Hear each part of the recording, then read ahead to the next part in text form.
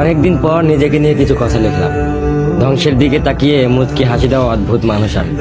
হয়তো আমি পাগল, হয়তো অনুভূতির ভিতরে কোনো এক গভীর অতল দুঃখ বাসা বেঁধেছে।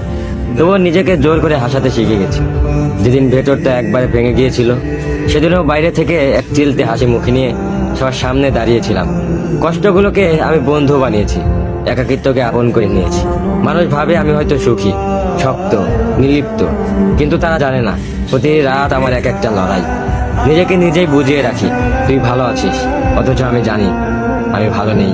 ভেঙে যাচ্ছে প্রতিদিন একটু একটু করে, আর এই ধ্বংস হওয়াটাকে যেন ভালোবেসে ফেলেছি। আমি সেই মানুষ যে হার মানার আগে হাসে, কারণ জানি কান্না দেখিয়ে লাভ নেই। পৃথিবী শুধু শক্তদের মনে রাখে, দুর্বলদের নয়। তাই আমি অদ্ভুত, আমি অনুভূতির আগুনে পুড়ে যাওয়া নীরব যোদ্ধা। আমার জীবন কোনো সুখের গল্প নয়, এটা নিঃশব্দ বিপ্লব, যেখানে হাসির আড়ালে লুকানো থাকে হাজারো না বলা কথা, ভাঙা স্বপ্ন, হারিয়ে যাওয়া আমি।